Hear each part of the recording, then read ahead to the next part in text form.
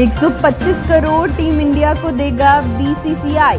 BCCI टी20 world cup जीतने वाली भारतीय टीम को 125 करोड़ रुपए कैश प्राइज देगा। बोर्ड के सचिव जय शाह ने रविवार को खुद इसका ऐलान किया। शाह ने एक्स हैंडल पर लिखा, मुझे यह ऐलान करते हुए बहुत खुशी हो रही है कि टी20 वर्ल्ड कप जीतने वाली टीम इंडिया को 125 करोड़ रुपए की इनामी राशि दी जाएगी। टीम ने पूरे टूर्नामेंट में जबरदस्त टैलेंट, समर्पण और खेल भावना का प्रदर्शन किया।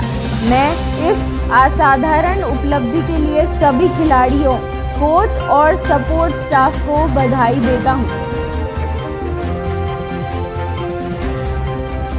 पीएम मोदी ने टीम इंडिया से बात की। धोनी बोले, इससे अच्छा बर्थडे गिफ्ट नहीं हो सकता। सचिन ने कहा, जीत युवाओं को प्रेरणा देगी। पीएम मोदी ने टीम इंडिया के कैप्टन रोहित, विराट और कोच राहुल द्रविड़ से बात की। इससे पहले 19 नवंबर 2023 को अहमदाबाद में वनडे वर्ल्ड कप के फाइनल में हार के बाद पीएम मोदी ने टीम इंडिया के ड्रेसिंग रूम में जाकर उनका हौसला बढ़ाया था। प्रधानमंत्री नरेंद्र मोदी ने भारतीय क्रिकेट टीम के प्लेयर्स से फोन पर बात की और पूरी टीम को टी20 वर्ल्ड कप जीतने की बधाई दी। बंगाल में महिला को सड़क पर लात मारी, पीटा। बीजेपी बोली, मारने वाला टीएमसी विधायक का करीबी। राज्य में शरिया अदालतें चल रही। पश्चिम बंगाल में 4 दिन में दूसरी बार महिला से मारपीट और बदसलूकी की घटना सामने आई है।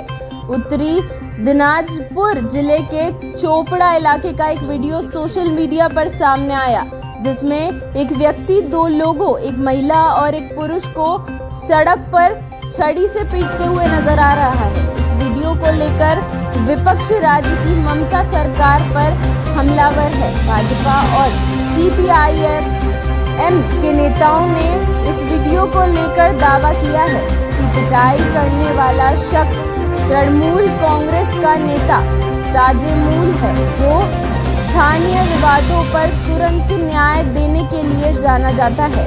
अमित मालवीय बोले, राज्य में शरिया अदालतें चल रही हैं। बीजेपी आईटी सेल हेड और बंगाल के सह प्रभारी अमित मालवीय ने एक्स हैंडल पर एक पोस्ट में कहा, वीडियो में जो व्यक्ति महिला को बेरहमी से पीट रहा है वह ताजेमूल है। वह अपनी इंसाफ सभा के लिए तुरंत न्याय देने के लिए जाना जाता है। पीटने वाला शख्स चोपड़ा विधायक हमीदुर रहमान का करीबी है।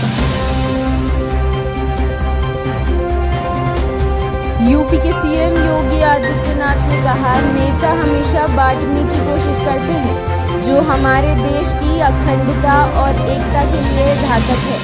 बांटने वाली राजनीति को हम त्यागने का काम करेंगे। योगी ने कहा कि अगर हम जातियों में बटे तो दुश्मन इसका लाभ उठाएंगे। हमें एकता का संदेश देना है। बाबा सोमनाथ मंदिर में आयोजित संत सोमनाथ महाराज के 24वें पूर्ण स्मृति कार्यक्रम में शामिल हुए योगी ने कहा, पहले भारत के पास सब कुछ था, इसके बावजूद गुलाम हो गया। हमें इसका कारण इसकी तह तक जाकर खोजना होगा। जब कोई बीमारी होती है तो उसका इलाज भी होना चाहिए। वह मनुष्य ज़्यादा समय तक स्वस्थ रह सकता है जो बीमारी से पहले उसका बचाव कर ले, लेकिन बचाव करने के बाद भी अगर बीमारी आ रही है तो समय से उसका इलाज ज़रूरी है। पहले सावधानी ज़रूरी है, लेकिन जब कैंसर होता है तो उसकी सर्जरी भी करनी पड़ती है। हमारा जो कुछ भी है वह हमारे देश के लिए और सनातन धर्म के लिए समर्पित होना चाहिए। भिलवाड़ा यूआईटी में भ्रष्टाचार निरोधक ब्यूरो की टीम फर्जी मुआवजे के आधार पर यूआईटी द्वारा भूखंड बांटने की जांच करने पहुंची। भिलवाड़ा यूआईटी में एसीबी अजमेर भ्रष्टाचार निरोधक ब्यूरो की टीम अतिरिक्त पुलिस अधीक्षक भागचंद मीना के नेतृत्व में ब्यूरो के जयपुर मुख्यालय के निर्देशन में भिलवाड़ा यूआईटी में फर्जी पट्टा और मुआवजा को लेकर जो फाइलों के गायब होने का खेल चल रहा है, उसे लेकर जांच पड़ताल की जा रही है। सूत्र के अनुसार करीब 3000 से अधिक फाइलें और मुआवजे की हैं। इनमें 1000 करोड़ का हिसाब है जिनमें फर्जीवाड़ा हुआ है।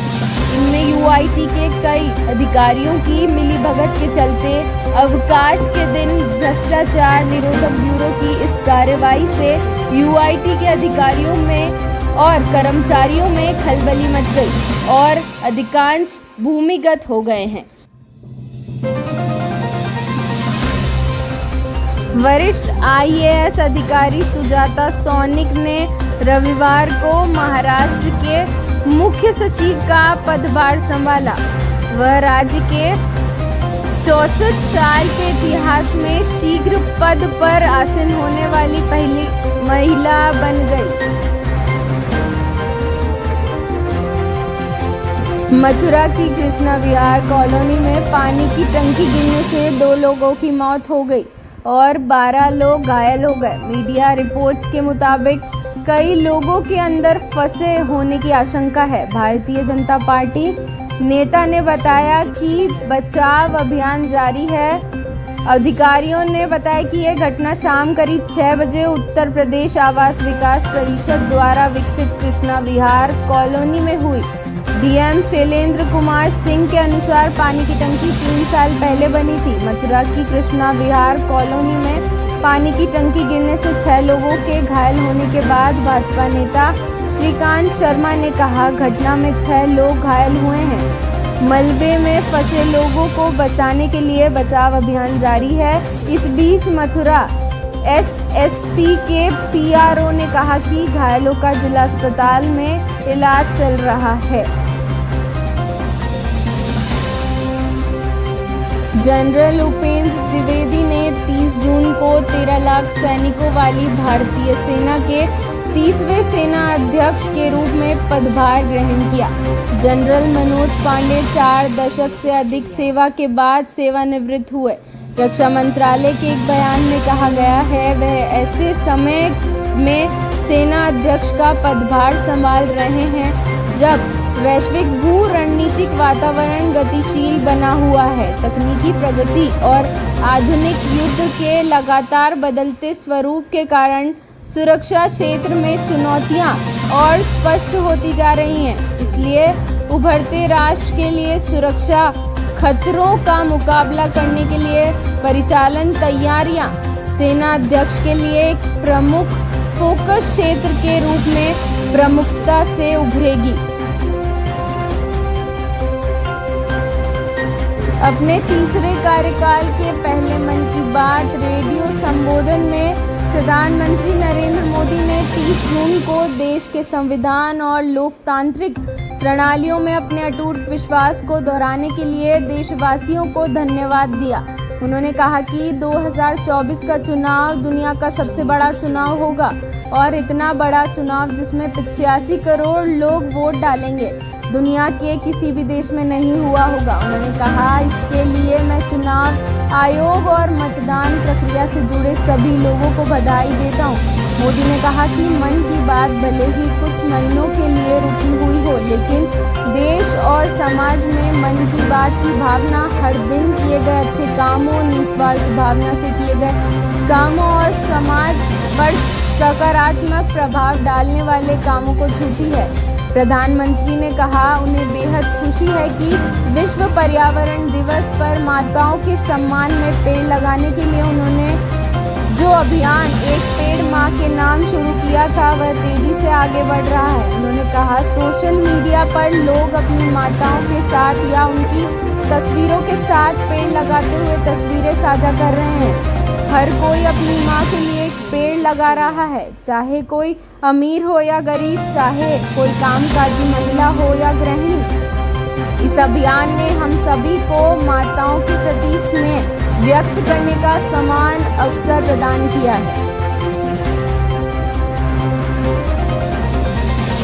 एनआईए ने रविवार को जम्मू कश्मीर के राजौरी जिले में रियासी आतंकवादी हमले के सिलसिले में कई स्थानों पर छापेमारी की, जिसमें एक बच्चे सहित 9 लोगों की जान चली गई। यह हमला 9 जून को रियासी जिले के पौनी इलाके में हुआ था, जब आतंकवादियों ने शिवखोरी से कटरा जा रही तीर्थ यात्रियों की बस पर गोलीबारी की थी, जिससे वाहन खाई में गिर गया था। राजौरी में छापेमारी हाकम खान उर्फ हाकिम द्वारा दी गई जानकारी पर आधारित थी, जिसे 9 जून को रियासी आतंकवादी हमले के सिलसिले में गिरफ्तार किया गया था।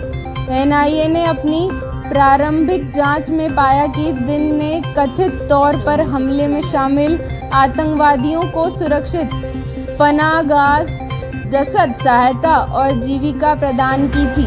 रियासी में वरिष्ठ पुलिस अधीक्षक मोहित शर्मा के अनुसार दिन ने केवल हमलावरों को शरण दी, बल्कि उनकी गतिविधियों में भी मदद की, जिससे घातक घटना हुई। राजनीतिक नियुक्तियों के लिए भाजपा सरकार के फॉर्मूले। लोकसभा चुनाव के परिणाम जारी होने के बाद अब राज्य सरकार ने राजनीतिक नियुक्तियों की ओर कदम बढ़ा दिया है।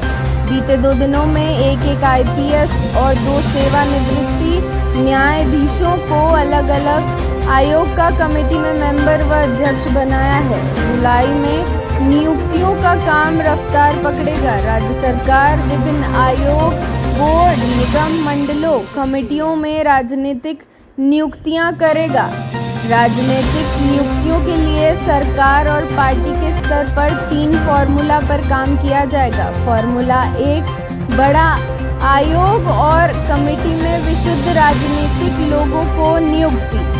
फॉर्मूला 2, भारतीय व शिक्षा संबंधी संस्थानों में नियुक्तियों से पहले विशेष खोजबीन। फॉर्मूला 3, जहां 3 साल का कार्यकाल वहां पहले नियुक्ति।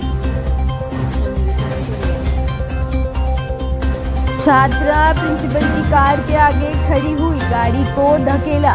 बाड़मेर और पालोतरा जिले के 84 एग्जाम सेंटर पर सुबह 11 से दोपहर 12 बजे तक गहन चेकिंग के बाद एंट्री दी गई। कुछ परीक्षार्थी 12 के बाद पहुंचे तो उन्हें एंट्री नहीं दी गई। बाड़मेर में परीक्षा केंद्र एमबीसी गवर्नमेंट गर्ल्स कॉलेज में एक महिला अभ्यर्थी को प्रवेश नहीं मिलने पर वह प्रिंसिपल की कार के सामने खड़ी हो गई। जब प्रिंसिपल गाड़ी आगे लेने लगे तो छात्रा ने बोनट पर बैठने का प्रयास किया।